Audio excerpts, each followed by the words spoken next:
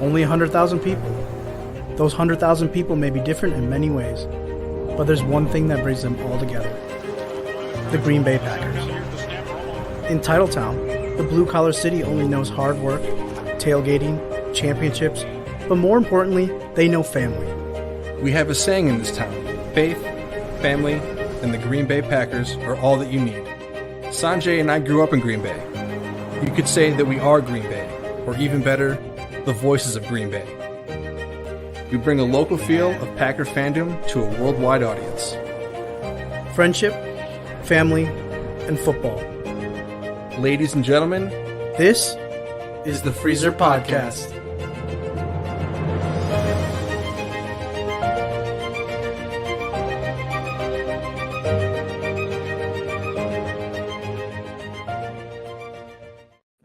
What's going on, everybody? Welcome to the show. Welcome to the Freezer Podcast. My name is Fred, and with me, as always, the other handsome Matthew, Mixmaster Matt Jensen. That's right. As you guys can see, Sanjay's not here because, I don't know, he's probably, feeling good about himself or, basking in his sick, delusional ways. Probably counting all the money he won off the Packers loss. Yeah, counting all the money he won off of betting on our happinesses. Just kidding, though. But he is, I think, working, doing something like that. He will probably chime in at some point on the chat, which you guys as well, please join in. Before we get into it, right, I think people are going to come here. They're going to want to hear kind of, how we're feeling, maybe explain some ways to, cope with this issue, maybe go through some coping mechanisms, talk a little bit more about what's going on. But before we get into, obviously, what is the most important thing, and that was the game against the 49ers, and then we have some other kind of interesting things we're going to kind of break into. I would be remiss if I did not start the show and say happy birthday to one of the few remaining absolute greats from the Green Bay Packers 1960s dynasty in the one and only Jerry Kramer, who obviously was a big part of so many championships, so much success, the growth of the Green Bay Packers, our lives, my life specifically, being a Thurston. The more that I've gotten older, the more I've just grown to absolutely adore and love Jerry. For a while, it was always kind of like, Jerry versus Grandpa. That's how I always looked at it. Yeah. But he's a special human being. I mean, the books, the instant replay, distant replay, the pulling, the many stories. If you ever get a chance, I'm sure many people here have obviously been around Jerry at some point or another. The stories are legendary, and he delivers them with an absolute precise voice and kind of cadence. I love the way he tells stories. So I know he's probably not listening. He might be listening. We don't know. He could very well be listening.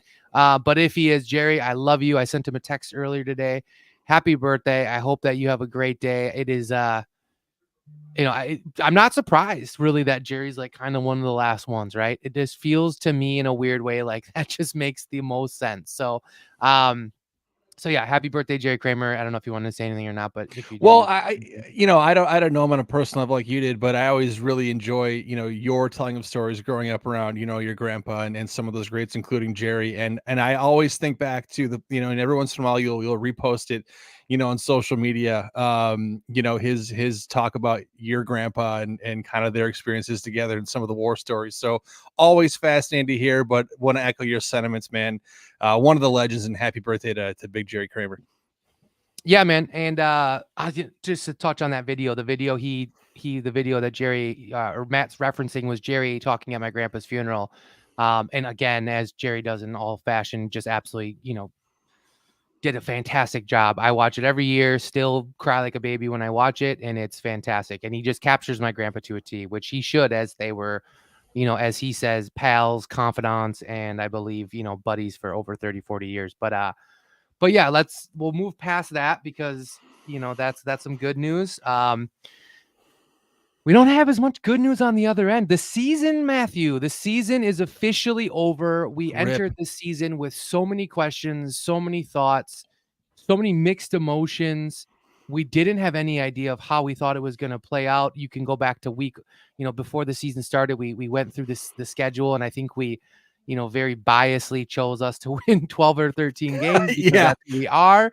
That almost sort of weirdly kind of happened in some fashion. But here you are. The season is now wrapped up. where are you at? Where are you at mentally, emotionally, all those good things? Now that we've had, good 72 hours since the game's concluded, I've definitely accepted the loss, have went through all the emotions. I mean, I'm sure we all did in one way or another. But I think the biggest thing about this season that I'm feeling is thankful. Like, I'm feeling thankful that it turned out the way it did. I'm feeling thankful that we have a team that we can go into this offseason, I think, feeling pretty damn good about, and not spend an entire offseason talking about, what are we to do with our aging, quarterback, what drama, all this other stuff. Like, it feels like mission was accomplished, and then some. I mean, I think that, yeah, you and I drank the Kool-Aid early in summer, and we were predicting, double digit wins. But I mean, let's be real, they were actually kind of close to that, and maybe they were close to not being that way. But I'll do the half glass full take on it. So I think as we go through the show, we'll probably dive into it further. But I feel good. I'm at peace with what the Packers did this year, and frankly, I'm really stoked for 2024, and I think this will be a really fun offseason to kind of follow along with the fan base. Yeah, I would say that this year was top 5 favorite seasons of my life that I can honestly think of.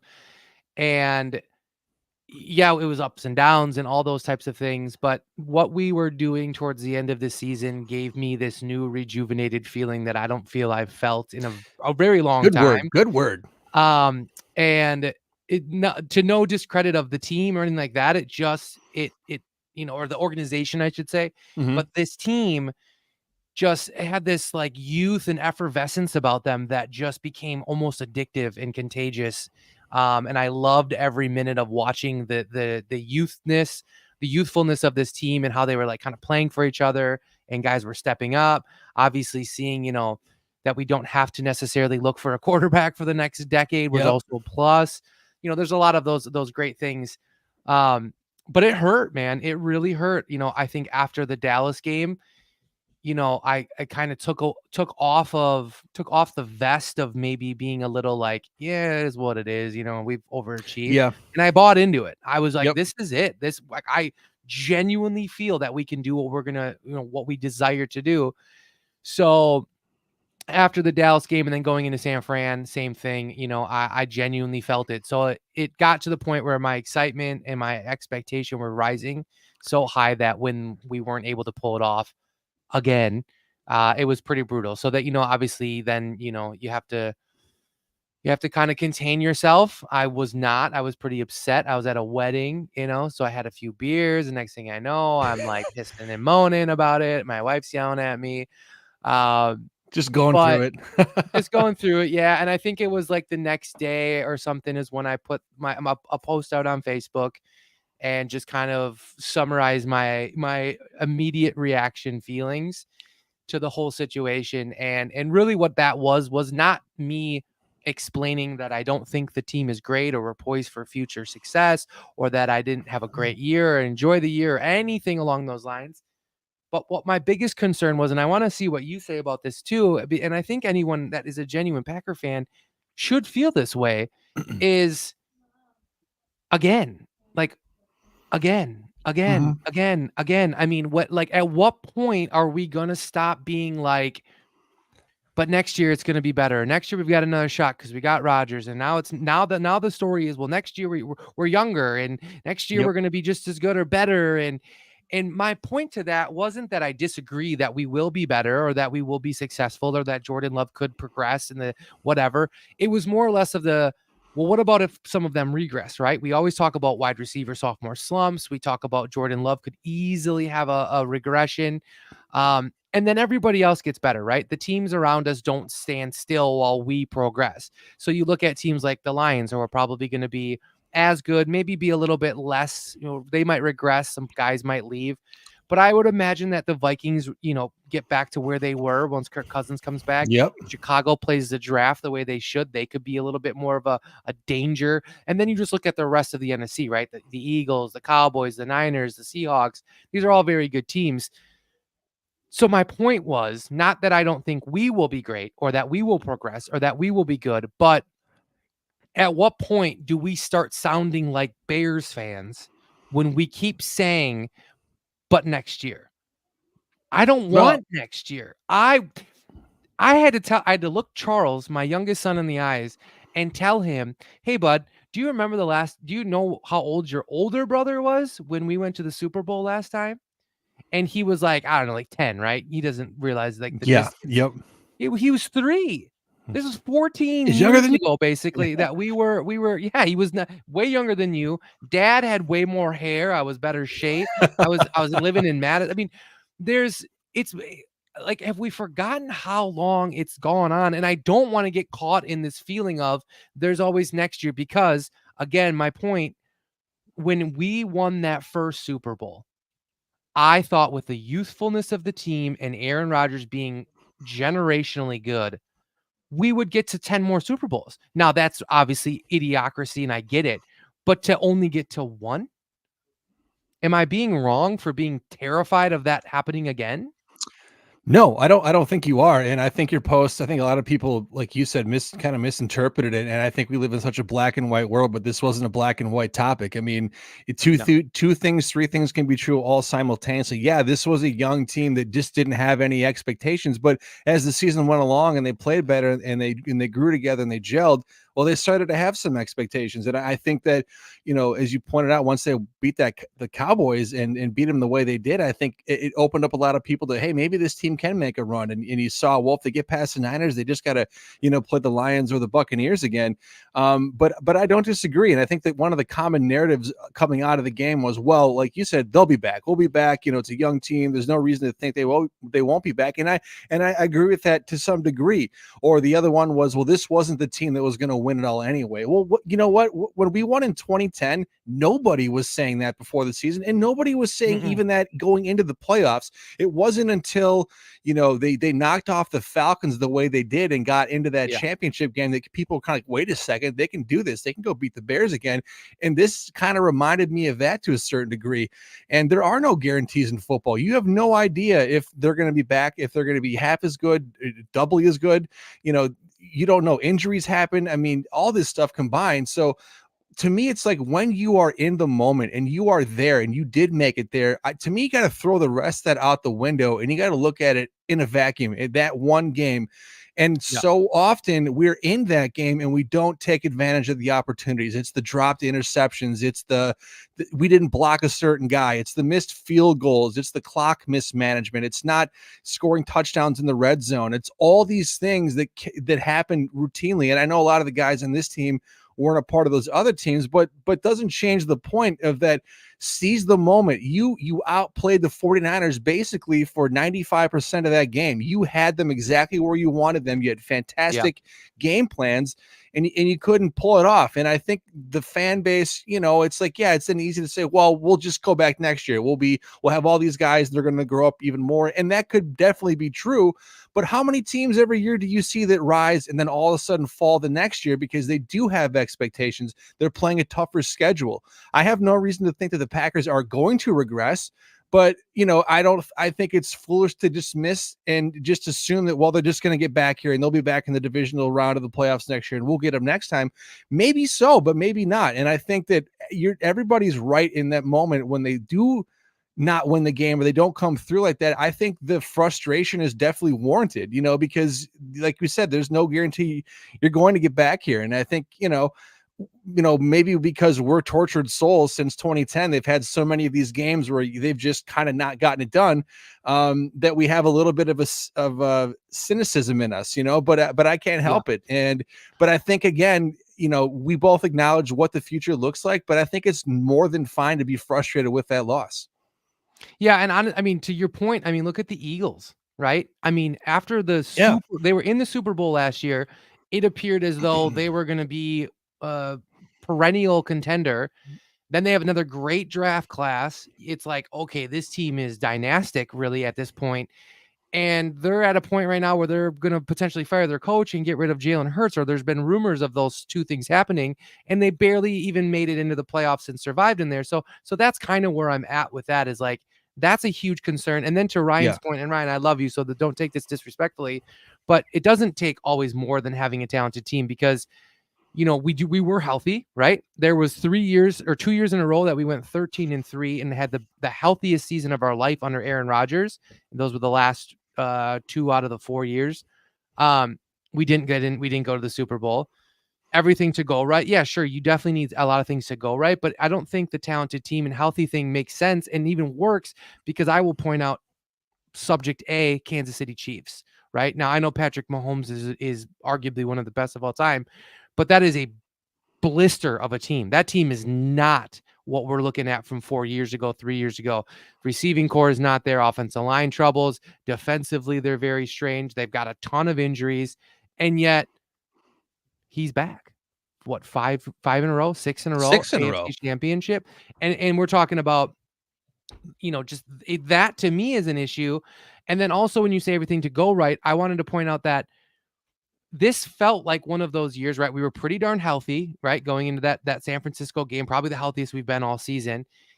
And then to touch on it too, I mean, we beat this San Francisco team. We don't have to go play a rising Cowboy team or a rising Eagles team. It was a Baker-led Tampa Bay, and I know they beat us earlier, but let's be honest, it wasn't going to happen again. And then a Detroit Lions team who I take my chances on. I think we could Common do opponent. it, especially when you're talking 3 times. So that's where I'm like, though, that was your everything go right. That was where you needed to take advantage of it, because next year you could easily be in a situation where you're, potentially the 6th seed, and you've got a streaming, Eagles team and a killing 49ers team, and Dallas looks 10 times better. And so that's just where I'm like, man, it felt like another situation that was kind of platterized for us, if you will. And we just didn't get to that. And I won't say that we played terribly, right? There's a difference between that. I do feel like there's been other games in the playoffs where we played just garbaggio, right? And we didn't deserve to win. We played great. I mean, that's why it hurts. A couple things, I don't think we really played wrong. I know the Carlson thing, I'll quickly touch on it because everyone wants to touch on it. Listen, I mean, the guy hasn't been successful all season, really, necessarily. There's issues with the holds that I got shown today. It's a whole package deal. I'm never, ever going to feel like it's not still just your one job. Like, you should be able to still execute on a pretty high level if you're being a professional kicker, right? So that one was a big one. And then, I mean, I'll probably rest all day on like the missed pick or interceptions that we had. Yeah. So, Well, it's the reason it's hard is because they did outplay the Niners, and I thought they had a fantastic game plan. I thought Matt LaFleur and what he was doing to keep the receivers close to the line of scrimmage or to the offensive line to chip on the rushers. I mean, all this stuff that went our way. I mean, Nick Bosa and Chase Young basically were non-factors until Zach Tom went out of the game, and they had their number. They were. Yeah, and Rasheed Walker was playing amazing. I mean, it's too bad the Tom went down, but that's why it sucks. And they ended up losing kind of, how they lost a lot of other games. It's like they outplayed their opponent for most of the game. And at the end of the game, it's a special teams gaffe, and it's a soft defense allowing a team to just dink and dunk their way and kill the clock on their way to a go-ahead touchdown, and then we're having a panic at the end. And you look back at that first half, and although we were all pretty happy at halftime, just to keep it I think it was 7-6, we're down by a point or something. Going into the game, if you told me, hey, it's a 1-point game at halftime, I'm taking it. But you look at that first half, they really had an opportunity. I don't want to say it to blow it open like the Cowboy game, but when you go, 3 possessions in the red zone and you come with 6 points, and Darnell Savage drops a guaranteed house call, and Nixon dropped another one at some point in the game. I mean, you give me 2 of those back and you win the game. Hell, even one of them is probably enough to push you over the edge. So it's like, you do have to have the stuff bounce your way. It's a little degree of luck, but it's a closing mentality to win these types of games. And again, I said it last week, throw the records out the window. I don't care what you're coming in as, what the seed is. These are 2 teams that wanted to win that game. And for the most part, you were the better team. You got to find a way to close. And that's been kind of their MO the last several years under, LaFleur and with Joe Barry, is that they get themselves into good positions, but they don't capitalize on enough. And then in the end, they're left with that exact same scenario, having to defend a field with soft coverage, and it doesn't work out their way. So that's to me why it hurts a little bit more. It had they come in and just gotten blown out, I think you're like, okay, whatever. We got ran off the field. We ran out of gas, like whatever. They were the better team, but you can't say any of that. I mean, I think that Niner fans were very loud the entire week. Oh, they're going to win by, 10, 15, 20 points. And I think that they were sweating bullets most of that game, if they're being honest. So, it's like you want to see them get over that hump, whether they're young or they're a veteran team, because you only get so many opportunities to put yourself in that position. They earned it there, and you just want to see them finish it out. And I hurt for them in that sense, in the fan base too, because I think a lot of people were just starting to kind of feel it, or were, totally into the hype machine. So, I hope they can get back next year. I have no reason to think that they won't, but man, it feels like a squandered opportunity for sure. Yeah, and that's really just kind of where I rested in that whole message. Is just like it just felt like again. It's the same old song and dance, and it's just frustrating. And it's not because I don't want us to win. It's quite the contrary. I Yeah. desire for us to win so bad, and I'm not a spoiled fan. I get it. We have way better blessings than most people, but I mean, playoffs for years after years after years after years are great, but when you're not getting to the big show, it just kind of it hurts a little bit. So, um, yeah, I mean, there's just a lot of missed opportunities, a lot of chances that I think we left on the table. But I will say a huge shout out to Matt LaFleur. I thought Matt LaFleur towards the end of the season and even that game as well played fantastic. Let's give me a really quick rundown on the coaches, right? Where do you see this coaching staff? I know LaFleur didn't say anything in his end of the year conference, and he was keeping it pretty close to chest, if you will. But where do you see kind of like what LaFleur's plan would be, or where he's at? Barry, Basasha, what do you see there? Well, offensively, I don't think they should change anything. I think that you really did see that. You saw the progression in that offense. You saw the confidence in Jordan Love. You saw a lot of young guys, particularly in the receiver and tight end rooms, step up and play well. They're still continuing to churn out really good offensive linemen. I mean, Rasheed Walker, we kind of were wondering how he looks like a lockdown, great starting left tackle for us. Blew my mind because midseason, I was yelling that I hated he was wearing 63. And I believe in the playoffs, he had 55 or maybe it was just San Fran, but 55 or something snaps, 0 pressures. Like, I mean, Yeah. just really impressive. He really impressive is right. Zach Tom, all those guys. So to me, the offense is on the right trajectory, and I like what they're doing. And I do think, giving them a full NFL offseason, things to work on, that there's a lot of fireworks that they're going to be, blowing off next year. The defensive side, you got to acknowledge that they had a little bit of a turnaround at the end of the year, but keep that in context. I mean, they played a Bears team that, again, their only motivation that game was to try to keep us out of the playoffs. The Vikings played 2 bum quarterbacks the week before that. They gave up 30 points to the Packers in an almost loss. It would have been unbelievably embarrassing. So when people say, well, the Packers had this big defensive turnaround, I'm like, but did they though?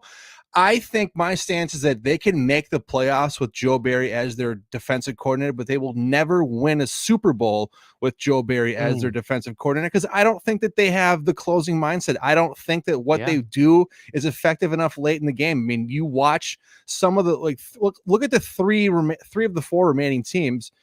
You can even say all of them. They all have attacking, aggressive, dictating defenses. I mean, the Ravens, the Lions, the Chiefs, and the 49ers, and part of that's personnel, but part of that is coaching. And I think that the Packers have spent enough draft capital in the last decade at this point to expect that their defense do more and be more effective throughout the season. You got to look at the body of work. It's not just the last quarter of the season. It's 3 years of Joe Barry. And the way that they lost that 49ers game is the way that they've lost so many games prior to that, where it's enough, but at the end, it all comes apart, and they ended up having to try to pull a rabbit out of the hat at the end. So I would love to see them move on from Joe Barry and figure something else there and put the team over the edge. And in terms of the special teams, I don't think the money that they've been shelling out to Basaccia has really paid enough dividends. I mean, there's still special teams errors, not that he can be on the field kicking for Carlson, but I mean, he wasn't spectacular this year. Maybe the one bright spot is Nixon, but I mean, it wasn't like he was, returning a bunch of kicks. I think he got the All-Pro nod because nobody returns kicks anymore. And he's one of 8 guys that has enough to probably qualify for something noticeable. So I expect him to probably be back, but if they wanted to make a change there too, I wouldn't I wouldn't bat an eye at it. Yeah, I mean Nixon literally would return every single kick, so I think he's the only one that actually probably has any net yards. Yeah, I mean, I agree. So I was thinking about this the other day, and I was like, man, like the Joe Barry thing. I was trying to figure out a reason as to why you would keep him, and I saw some post, and I was just trying to think in my head, like, why? Why would you keep him? Like, what does he bring to the table that is going to change come next year, right? And nothing. Like that's what it keeps coming back to. And you made the exact point that I came to the other day was we're never going to cross that threshold if we just keep trying to do the same thing Yeah. over and over again, right? It's a definition of insanity. It is what it is. And so it was like, okay, like sure, like we can run it back and bring back Barry and bring back Basasha and LaFleur goes and we do all these things, but like are we just gonna do the same thing, right? This is again the same song and dance since 2010, 2011. And that had the same type of feel of like, let's keep our decor, let's keep Capers way too long, and let's keep, McCarthy way too long, and let's keep all these pieces because they just felt good and it's something that we knew about. So, yeah, I mean, I definitely think, LaFleur absolutely earned his job. I would love to see LaFleur be able to go in there and say, I want to get my guys. I want to go get some guys that I know that I've trusted, that I worked with back in Washington or wherever it might be, or that I've worked with at some point and go run it, right? What's the worst that can happen? No one's going to be mad that you got rid of Barry and maybe brought someone in that wasn't as successful. No one's going to be like, oh, bring Barry back, because that's not going to happen. And the same thing with Basasha, right? I mean, I don't know. I know that he was kind of brought on as like, the assistant head coach or something like that. I mean, so there may be some leadership or, just some mentoring type things to LaFleur that have been working well for that organization or that front office. So I don't know if there's that, but I feel like, yeah, either one of them can probably be gone and we'll be okay. All right, that's going to bring us to what I want to start here in this next segment, which was kind of a quick thing that I wanted to do, but we can kind of take our moment on it. I wasn't sure what to call it. I had to give a shout out to my guy Junior at work. I was trying to think of it, and I was kind of feeling like, those things where they're like, excuse my language, but like fuck, kill, and marry. You got to pick one. Yeah. Yep. Well, I didn't want to do that because that's weird. So basically, what we did was we were gonna have kill, keep, or send to the Jets. Okay. Awesome. Okay. All Perfect. right, here we go. Numero uno, and I don't need Sanjay to poke in on this one, but Josiah DeGuara, what are you doing with him? Man, we're killing him. See you later, buddy. He's just a straight cut. Yeah, he's straight cut. AJ Dillon, are you cutting him? Are you sending him to free agency or the Jets, or are you looking at maybe trying to get him into some sort of maybe friendly deal? I don't know what the next one is, but I'm sending to the Jets. I've seen enough there. Okay. John Runyon. After that, first of all, I don't know if anyone saw it. I'm sure everyone saw it, but that press conference where he's standing by his locker, I believe a reporter asked him, like, just what is his thought process? He's basically in tears talking about how fantastic the organization is, how much this place means to him, how sad he is that he might be going somewhere, which for two or three things came out of that for me really quickly. One, I thought this was a terrible organization that didn't take care of their players. Yeah. And two, I mean, I thought he played good towards the end of the year. I love that he's a long lineage kind of guy. And it felt like, I mean, when you have guys that are that passionate about the team, I personally would find a way to keep him. I don't think he's gonna break the bank by any means. But what do you got? I'm saying the same. I keep him, not just because of his emotional reaction to being asked about maybe potentially even the Packers, but he did play better down the stretch. And as Sanjay just said, I know we're trying to ignore him, but it's hard to find quality linemen. And I think if anything, he's a good backup if you want to put Sean Ryan in there. But you need character guys like that and guys that are good glue. And I think Johnny Runyon proved to be that down the stretch for us. Yeah, I think he's been fantastic. And you're right. I mean, we have always been really good at developing linemen, and it's not always been overnight, right? It's been 3-4 years down the road. I feel like if we let him go, we could be letting go of someone that could be a perennial player for us for a lot of years. So that's just where I'm going to go with this one. This next one, fan favorite, Bo Melton. Oh, we'll keep it. He's staying. 100%. Love what he's about. Not I love what he's about, and I love that he brings like a little bit of Jaden Reed swag with him, you know, and Yes. so you can get versatile with those guys in the field. Definitely keep.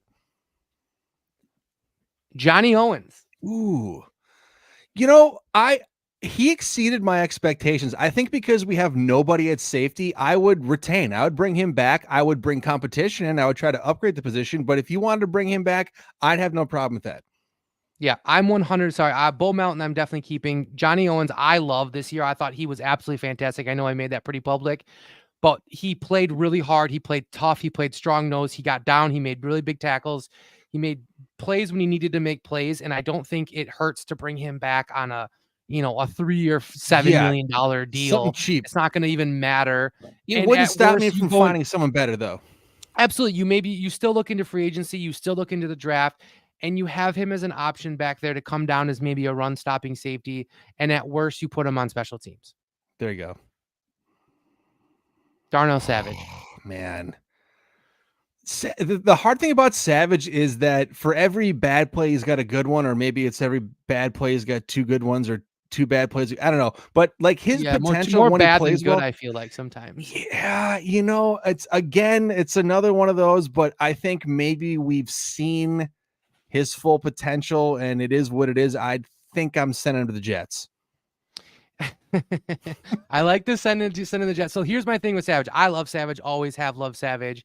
And I really enjoyed watching kind of a little bit of a resurrection this year. I don't know if I'd say a full resurrection, but I like that he made a couple big plays. He seemed consistent. My thing with him though is I'm not going to kill him, but I'm definitely going to go to him and say, you are more than welcome to go test free agency. Yeah. But we have an offer waiting for you when you come back. I'm there with you. Keyshawn Nixon. I'm bringing Nixon back. I think Nixon, I like his swag. I like what he does on special teams. I think that you could do a lot worse if he's playing in your nickel dime corner situation. Maybe they can get a little bit more creative with him. I think that they should exploit his athleticism a little more, maybe on offense. I mean, throw a wrench. I know you got a bunch of, up and comers there, but I would bring back Nixon. I like what he's about. Yeah, another one where I think you could probably bring him back for a pretty decent price. I think the difference with this team is that I would be surprised if many of them actually want to leave the team, right? Or genuinely want to go somewhere else. It feels like the camaraderie on this team is stronger than it's ever been in the past. And especially with some of that secondary, the receiving group, and the offensive line, they really just seem to be gelling on a different level. And I think they genuinely want to grow together. And I think they all feel like there's something special. And they know that if they leave, they might miss out on it. Yeah, I like what Nixon's about. He's back.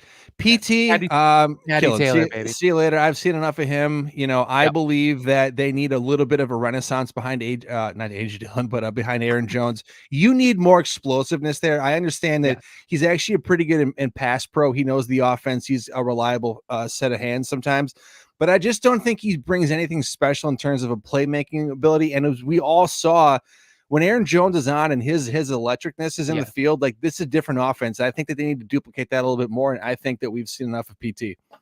Yeah, he hasn't done one thing that has made me excited at all ever since the beginning of time that I've seen him. So I think you can eat, I look at linebackers and running backs the same, right? There's a lot of plug and play options here when it comes to grabbing guys in the draft, 3rd, 4th, 5th round, just young, fresh talent. And when you look at the NFL today, and I know we've been going in this direction for a while, but playoff teams specifically, the running back is the Aaron Jones type. It's the Christian McCaffrey type. It's the Gibbs, right, from Detroit. It's not the Jamal Williams or the David Montgomery. No. It's the Gibbs. You look at Kansas City with Pacheco, right? They're these elusive, fast, kind of crazy backs. Yes, banished to the shadow realm. Holy smokes. Okay. So I would say, Patty Taylor got a little rough. This one I'm very interested to see what you have to say on. Corey Ballantyne, not Valentine, Ballantyne. I would retain him. I mean, I don't like. He stayed healthy, like him and Valentine. When Jair, Stokes, etc. couldn't get on the field, these guys were out there, and I thought that the Packers pass defense, I don't know where they ended up, but wasn't as bad as they probably should have been considering all the guys that they were missing. But kind of like how I was talking with safety, I wouldn't let it stop me from upgrading that position and finding someone that could ultimately take his job. But I'd roll a dice on him, bring him back, and let him compete. Yeah, I think he's a penny price kind of guy, right? He's not going to cost you a lot. He played really well. I think you bring him back. You give him the opportunity to go after the starting position. Stokes being obviously injury prone. They sent Stokes and Watson, I think, to Madison Yeah, to some he's there. specialty hamstring doctor because they're like, what's wrong with these guys? Well, they're just turds. And then, with Jair and all that. But like, I just think you can bring Ballantyne back for, again, chump change. You have him compete. And as a damn near starter all season, I didn't really have to bat my eye at that secondary. I thought him and Ballantyne did exactly what they could do. Yep. And I'm excited to see how they grow. And I think you definitely need to bring in another young guy or rookie Agreed. in this draft, and let him kind of grow. Rudy Ford. Ford got to kill. See ya. I mean, I think that if anything, maybe I would switch my vote on Savage and retain. But I think Ford, it feels like a dime a dozen. I feel like he early in the. I know he was hurt and it probably was tough for him, but I think they can do better there. Yash Nyman. Trade to the Jets.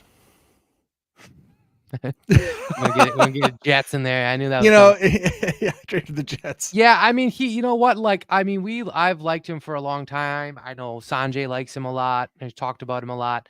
I think he's talented, but I think the rest of the offensive line, we found something without Yash. Yep. And so, yeah, I think there's definitely an opportunity to kind of let him go. He'll be great in New York. So then the last one, so we've ran through basically all of the free agents, unrestricted, restricted free agents, which let me just mention, that's not a doomsday class right there, right? No. There's not a single guy in there that I'm like, how do we replace if he goes somewhere? I mean, at best, I feel like the two guys that maybe impact this team, if you don't re-sign them, and this is a stretch, is like maybe AJ Dillon, John Runyon, and Bo Melton. I don't even know if I can even make an argument for any of those three. Maybe Ballantyne, but I mean, like Nixon. Going into the season being like, man, Corey Ballantyne is our biggest, we got to resign. Thank you. Thank you, Goot. I do know that obviously going into the offseason, I think that Goot's going to have to start getting other guys locked and loaded because him and Russ Ball look into that like 2025, 2026 class. It's pretty brutal, and we're going to need a lot of money. Thank God we don't have Aaron Rodgers. Obviously, salary caps are going to go up, but we're going to have to sign Aaron or Jordan Love at some point too. So that's going to be a big deal.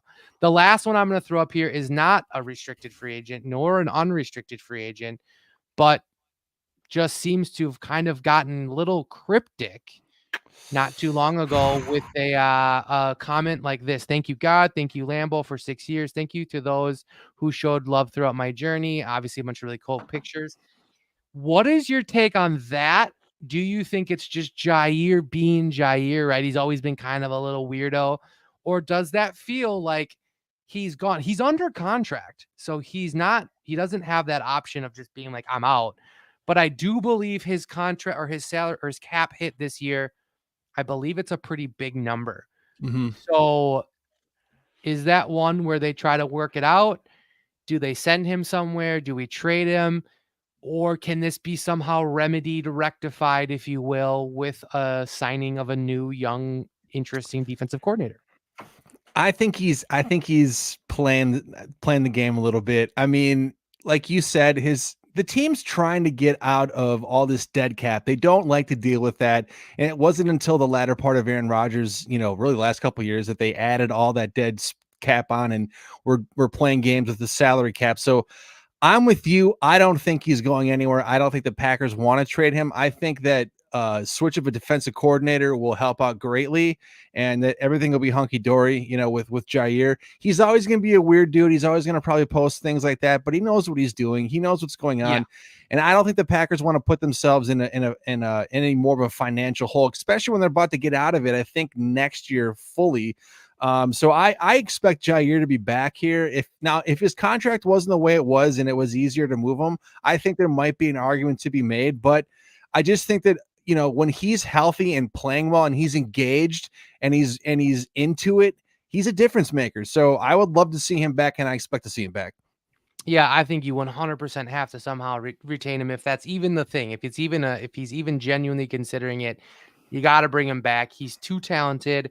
They're so rare in a dime a dozen, right, in the league. I definitely think he's probably got like another 2 years, maybe 3 before we see like that massive decline that we start to see in corners, right? Like the Revises, He needs to stay healthy, though. Stephon That's the big thing. Gilmore's, things like that. Yeah. And honestly, I mean, the fact that he's not been healthy probably will give him a longer career. Ultimately, we don't know. Yeah. But it's, to Sanjay's point, it's one of the hardest positions, I think, and he's damn good at it. And we've waited a really long time to kind of have a guy like that. Yeah.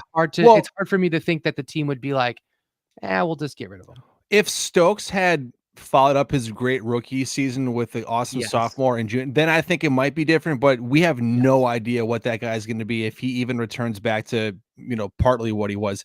I have a late addition to this, if you don't mind. Yeah, go for it. Bakhtiari.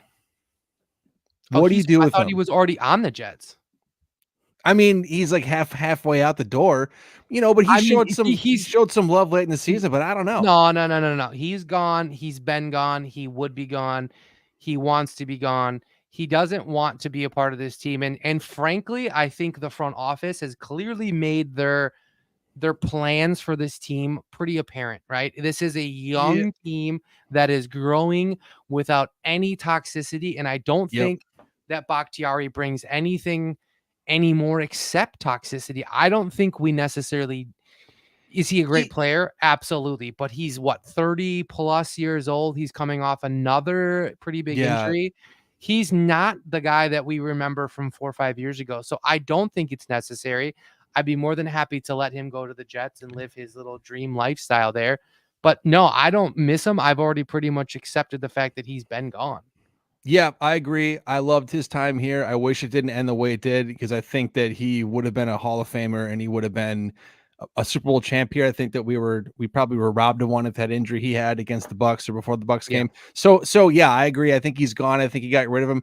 With Rasheed Walker and Zach Tom playing the way they are, I think that they made him expendable. So go ahead and save the money. And if you get a draft pick or two for him, I know you get a first or second, but something in return for him. I think the real big win of that would be just saving the 20 mil. Yeah, I think you save the 20 mil. You could probably get, honestly, like a third or fourth. I know people are going to be like, oh my God, no, but like be realistic. Like this is how the world works. Like you don't get first round picks for all the guys that are on your team because you like them. Okay. Like I'm sorry, but that's just not how the world works. Again, post 30 years old, multiple injuries, has barely played all this season. He's not a luxury dude anymore, right? He's a guy that you put on a team like the Jets to just maybe get you through it. Maybe he has a great year, but it's going to be the one and only year he probably has.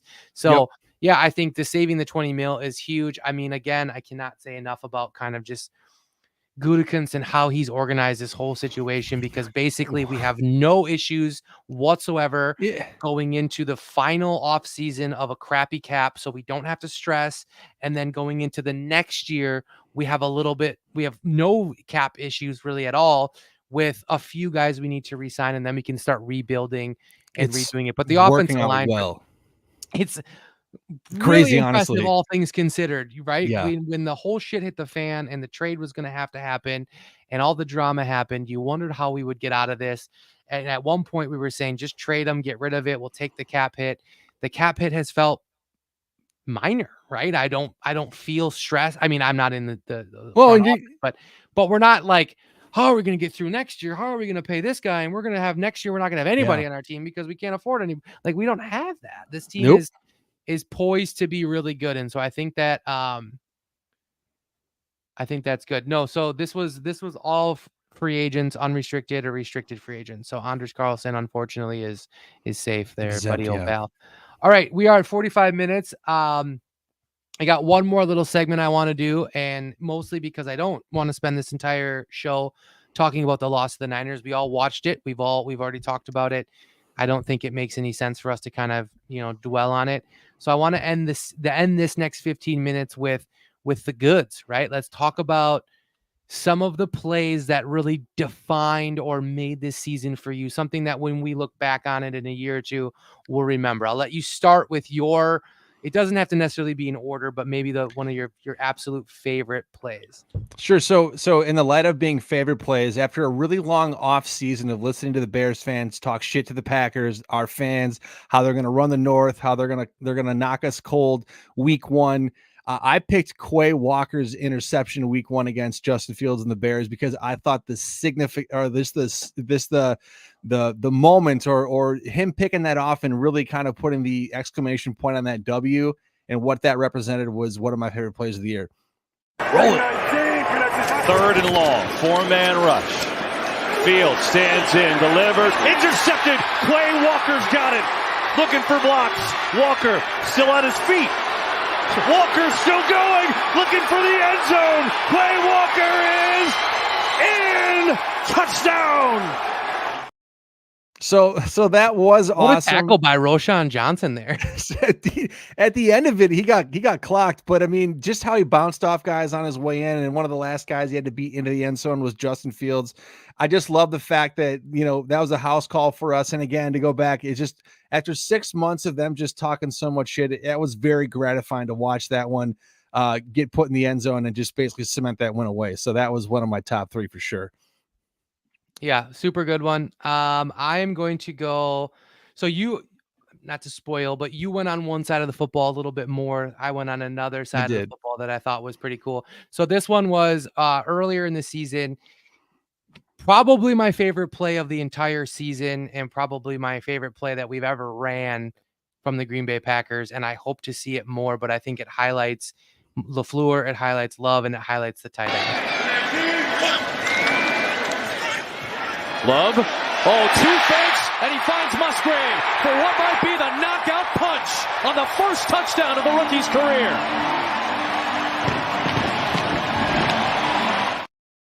That was so gorgeous. on multiple levels. I mean, it was early-ish, I guess, if in the season wasn't that early, but to see that play and to see kind of like that's something we've talked about, right? We've where's the McVay, the Shanahan, that crazy kind of motion offense.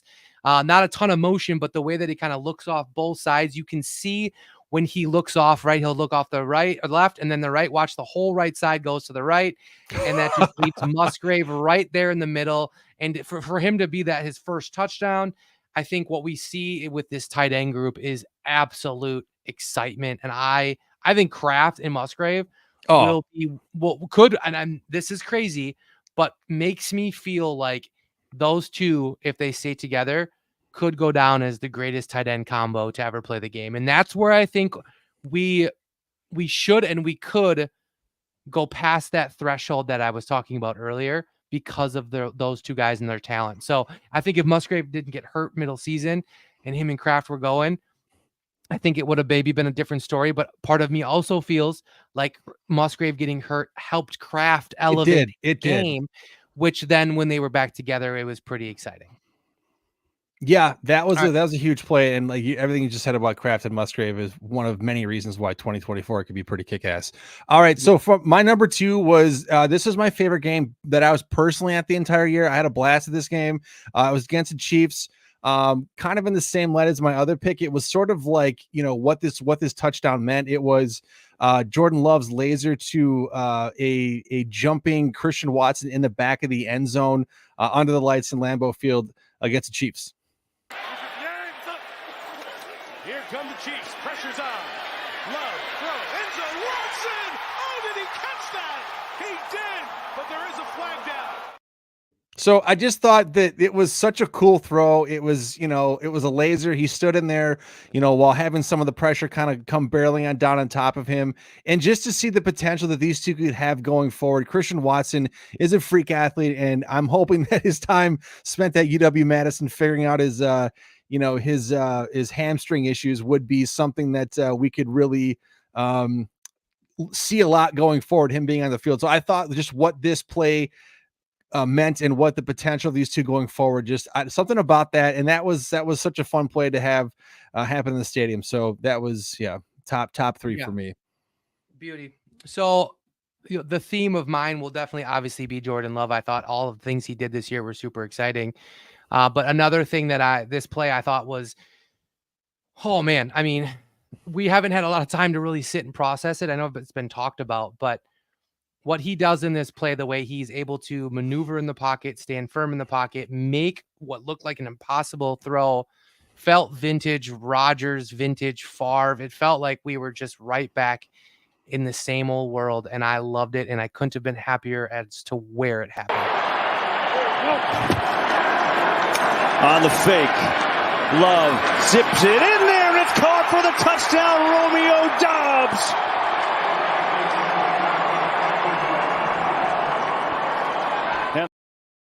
I mean, for me, it's seeing Jordan kind of compose back there in the pocket, moves over a little bit, mechanically looks terrible the way he throws it, but it's right. To get And there. he can launch it, and he gets it there. And it's such a great throw when you consider like where he is, where the defense, if you see the defenders there, there's no reason that ball should get in there. There's 4 guys when this all happens. I mean, I really want you guys to watch Dubs here in the slot. I mean, there's 4 guys right here, and it's Had no business happening. Yeah.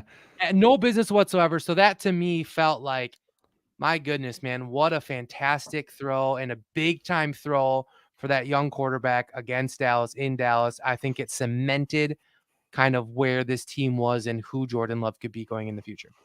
That and when you see that play happening from the camera angle from behind the defense, like it makes that throw look even more crazy because it was. Yeah. All right. So my last one I picked, same game, while the Packers Cowboy game was going on, it wasn't until this play happened that I thought that the game, I had to pinch myself that this is actually real. This is happening. Only has 1 catch on 4 targets. 2nd and 2 here, though. Here's Prescott over the middle. It's going to be picked off, and no one in front of him. Darnell Savage. Touchdown.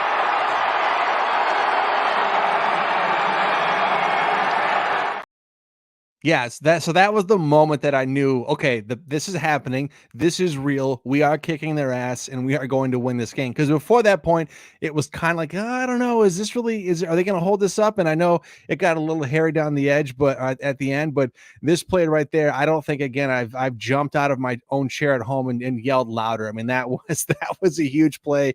And I know that in the last segment that I said maybe we should trade, I want to rescind that. I want to keep Savage, because I think if you play him in position like that where you just let him do some of his instincts, I mean, that is what he can do. So it was a huge play, and I'll remember that one for a long time. Shades of Tramon Williams against the Falcons back in that 2010 run where he picked off Matt Ryan right before the halftime, and really kind of cemented that one too. Yeah, I mean, it was one of my favorite plays. I mean, pick sixes are always so much fun to watch. And for it to happen as fast as it did was kind of cool. One other point I wanted to make about my previous one too, and I forgot to talk about this, was notice it's 4th quarter, 4th and 2 when he makes this throw, which is absolute, impressive feat in its own. So I just wanted to mention that. I know I'd put that down in my notes, but of course I forgot it. Okay, so my last favorite play was just an absolute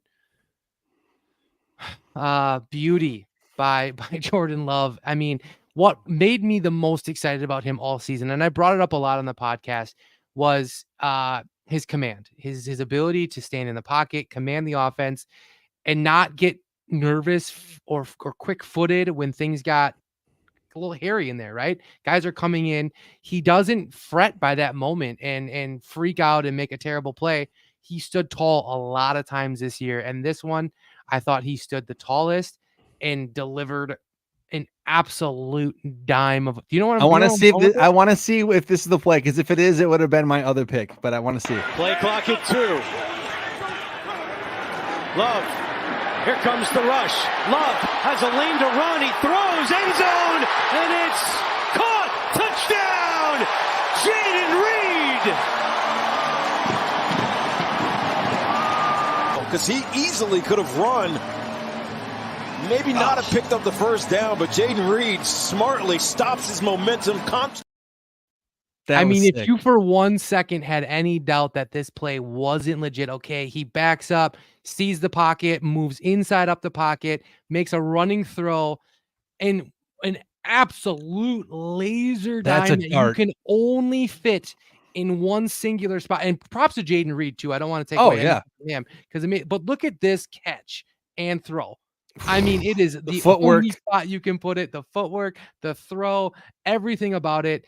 Man. Just really was one of the, all these plays for me, these 3 plays, the Cowboys touchdown, the play to Musgrave, which was I think a little bit more LaFleur than it was Love. Yeah. This one, all that really showed to me was just this offense is exciting, and I think it just kept reassuring to me that Love is that dude.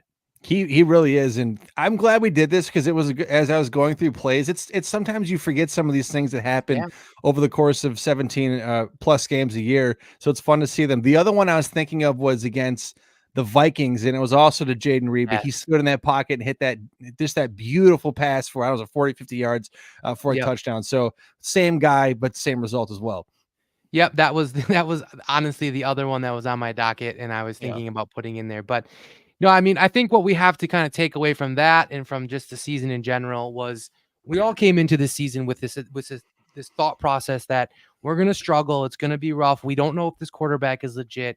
Is LaFleur the guy? Joe Barry's terrible. What can this team actually do? Are we even realistically a 500 team? Are we on a rebuild? Are we going to be going through a years and years of chaos? And yet here we are, where we made it into a divisional round playoff game that we should have won. Jordan Love progressed throughout the entire season with a couple hiccups, as he should. Aaron Jones looked fantastic. Our receiving core was one of the most youthful, dynamic receiving cores without, I guess, arguably their number one in Christian Watson for a very long time. Offensive line finally gelled after about 5 or 6 weeks where it was like, what is going on here? We can't figure it out. False starts, holdings, can't get it going. But throughout the season, they kind of grew together, gelled together. That should be interesting going into next season. And then you look just at the defense, right? I thought Van Ness played very well all season. Kenny Clark was electric again all season. To no one else. Nobody talks about Kenny Clark still to this day, which is an absolute shame. Yeah, Kenny Clark or Wyatt and Slayton looked fantastic. Quay Walker, no issues this season, right? Let's not forget that. We went into this season almost being like, get rid of him because of the issues that he had. But he totally took the offseason to kind of figure it out and had one of his best seasons. I mean, just absolutely dynamic. And then you look at that secondary, which, I mean, from a high level view, I would say was a complete disaster because Ja being hurt and Stokes being hurt. But when you really get into it, Rasul, I mean, the safety situation, but really when you kind of come back to it, I think we found a lot of young talent. I think we found a lot of young players. I think we saw guys like Valentine, Owens, Ford, guys really step up and kind of play big football when they needed to. And that was kind of my overlying thought process of this entire team going or exiting this season will be that this team is more of a NFL football team than I've seen for a very long time with the Packers, because it's always felt for like the last 5 to 6 to 7 years, there's this rift between old and young, new and old, vet versus rookie. And I feel like this team is for the first time all about the team and the Packers. And that's where I think our success can be the best. Oh, you're out. I can't hear you, bud. No audio. What are you doing over there? Just playing with your mic? Come on now. But I don't want to end. I mean, I don't know what our plan is necessarily going forward through the show, through next week's shows. I know Sanjay wasn't here. I'm sure he has a lot to say. I will be in Hawaii as of Thursday, so I'll miss next week's shows. I'm sure you guys will probably still figure out a way to do one. Still can't hear you, bud. There you go. I got you. Okay. Well, okay, go now. Take the floor. It's all yours. I have a power cord here. Anyways, my mic got unplugged. So I want to echo everything you said. If you polled everybody, what's the major thing you want to see this season? It's progress. It's that we know that we have the right, not only the right foundation of players, but we have the right quarterback in place. And I think you can emphatically answer yes to both. I think that going into this offseason has the potential to be the most fun for Packer fans we've had in a while. We're not worrying about some big signings or, oh, if we don't get this guy back, we're totally screwed. I think we mentioned that earlier in the show. It's going to be an off season where we can just look and evaluate, well, who can we add to an already young and talented roster? Which one of these guys, or who's going to step up and take the sophomore jump? I think that this is going to be a really, really fun off season, because we're filled with hope again. And like you said, and started off and greatly said, rejuvenation. I think everybody in the fan base feels rejuvenated. And I think, frankly, the team itself feels rejuvenated. Yeah. There's no longer the shadow of Aaron Rodgers and all of his buddies that are hanging over him. It's a new, fresh team. They feel different. They look different. They play different. And I just couldn't be more excited for this going forward. A lot of people, in the chat talking about, what we're doing in the offseason. But I want to thank everybody that's come through this year. I mean, it's fun to sit here and chop it up with Fred and Sanjay, but it's just as fun to have you guys hanging out with us, asking questions, interacting with what we're doing. So I'm sure we'll poke in every now and then for some shows. Usually we take some time off and have things in between to do, but I think as we get closer to the draft, maybe something, but we'll see. We'll hang around and we'll figure something out. But again, I can't thank everybody enough for spending any time with us this year. It's been a pleasure. Yep, big echo to that. Love all the people that are in the chat. Love that you guys keep coming back. Gabbert, Daniel, Orion Daniel, True North. Our parents usually show up for Iowa Joe, it's pretty man, great. Those guys, Jeff, Will D, Iowa Joe. I mean, I can't name everybody, so I'm sorry if I can't, but yeah, I mean, I would say for the most part, follow us on Facebook, follow us on Twitter, follow us on Instagram. You can get us at Sweep Studios. Within there, obviously, we'll let you know if we're going to be having a show. You can see kind of the show card come up. Like Matt said, I think we'll probably take some sort of a break, but I know Sanjay and I are big draft guys. So we'll probably get a couple shows in pre-draft, definitely post-draft, then maybe go a little ghost style for a couple weeks and then get back into training camp. So either way, hell of a season, one of my absolute favorite seasons of my life. And I can confidently say, Matthew, and you will agree with me on this one, I think, for once in a long time here, we've been doing this for what, 4 years? We're going to be 4 years, 5 years next year. Yeah. I can confidently say this is the first year in the last 4 years that I'll be signing off for the last time and not have that thought process of, I don't know if I want to do this next year. Yeah, I totally agree. So I am hyped and ready for next season already. I cannot wait. And I have no qualms about this show ever dying. So be ready, be prepared. We will be back again in a few weeks, most likely talk about some draft stuff. We cannot thank you enough. I'm Fred. This is Matt. This is the Freezer Podcast, brought to you by Game On Wisconsin on Sweep Studios. We'll see you next time. Go Pack Go.